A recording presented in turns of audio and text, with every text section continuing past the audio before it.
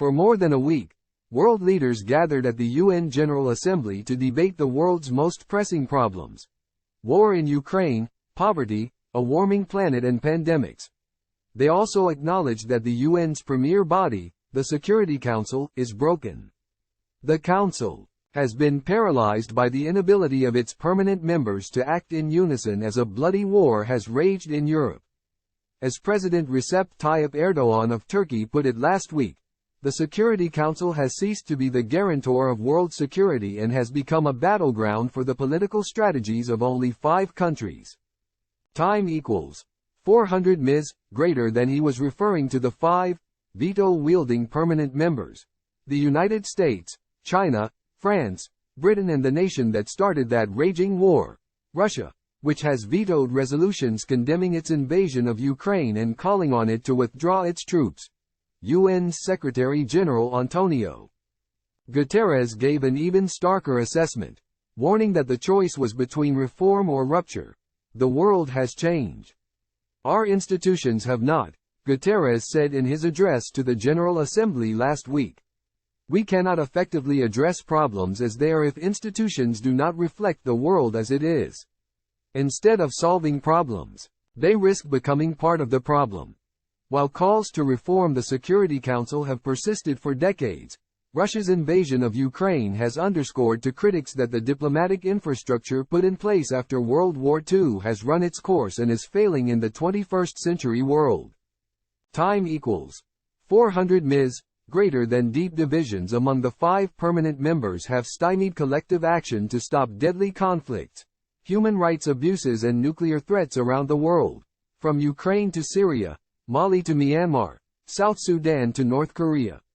But despite the widespread calls for change, and abundant evidence of the Council's failures, breaking the gridlock holding up change is a nearly impossible task. The UN's founding charter was designed to make alterations extremely difficult. While several proposals and ideas for revising the Security Council have been floated, the necessary consensus is not within reach, according to world leaders, diplomats and UN officials. I think one of the challenges is everyone agrees that, there needs to be significant improvements. Nobody agrees on what those improvements are, Prime Minister Justin Trudeau of Canada said in an interview last week with the New York Times. Truly changing the architecture we have will require a level of consensus that I think is probably slightly beyond us right now. Any revision of the Council requires a change to the UN Charter, and that requires a 2/3 vote of all 193 member states, plus the approval of all 5 permanent members of the Council. Even if the proposed changes were to clear the formidable internal UN hurdles, they would then have to be ratified in accordance with their respective constitutional processes by 2/3 of the member states. Since the Security Council's founding in 1945, when it was given the responsibility for preventing threats to global security and maintaining stability, the one and only change it has undergone came in 1965 when it expanded from 11 members to 15, adding 4 seats to the 2-year elected membership. Begin optional trim. But however much momentum there is now for change as a result of the invasion of Ukraine, removing Russia from the Council or stripping it of its veto power, as President Volodymyr Zelensky of Ukraine has suggested, is not seen as realistic. That's not to say the permanent members are opposed to changes. All 5 have expressed support for some type of change, although it is deemed unlikely that any of the 5 would ever surrender veto power. Time equals 400 ms, greater than. End optional trim. We need to be able to break the gridlock that too often stymies progress and blocks consensus on the Council. We need more voices and more perspectives at the table, President Joe Biden said in his address to the General Assembly last week. Biden called for overhauling the Security Council in his UN speech a year ago, putting Washington's weight behind efforts for change. One proposal calls for more permanent members to the Security Council, but whether they would be granted veto power is not clear. Japan, Brazil, India and Germany are contenders under this proposal. Leaders in Africa have demanded at least 2 permanent seats for member states from the continent. Another proposal favors adding more members to the elected seats from different regions in the world and allowing them to serve longer, renewable terms. Proponents of this plan include Mexico, Argentina, South Korea, Turkey, Italy and Canada. Time equals 400 ms, greater than, but any proposal could face intense opposition. For every country that wants a permanent seat, there are one or more that are determined to stop it.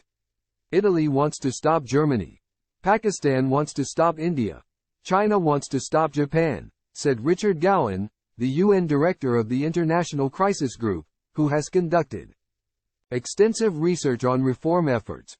For the past year, Linda Thomas Greenfield, the U.S. ambassador to the United Nations, has reached out to about 90 countries, sometimes individually and sometimes as a group, to hear proposals for changes, a senior U.S. administration official said. Time equals 400 ms, greater than. Both Russia and China have also in theory supported change as part of their efforts to champion the interests of the Global South against the West. But in practice, Russia has repeatedly thrown up obstacles to collective actions even beyond Ukraine. In July, it vetoed a draft resolution that would have authorized a 9-month renewal of cross-border aid delivery to northern Syria, vetoed sanctions on individuals in Mali and blocked a unified response to North Korea's ballistic missile launches. Begin optional trim. The push for change at the United Nations is not limited to the Security Council. The organization has also been under pressure to streamline its stifling bureaucracy and to streamline its many agencies, with the goal of both increasing efficiency and reducing costs. The impetus for change at its financial institutions, the World Bank and the International Monetary Fund, have also gained steam, with a summit dedicated to this topic on the sidelines of the General Assembly this year. Guterres has championed this cause by calling for more diverse representation on the boards of these institutions and to change their rules for poor and developing nations to allow for sovereign debt forgiveness and better loan terms. End optional trim. Gowan said that the Security Council's credibility problem might be only partially restored with changes to its membership, with no guarantee that collective action would become any easier. A new, expanded council could be just as paralyzed if the divisions and tensions among world powers continue.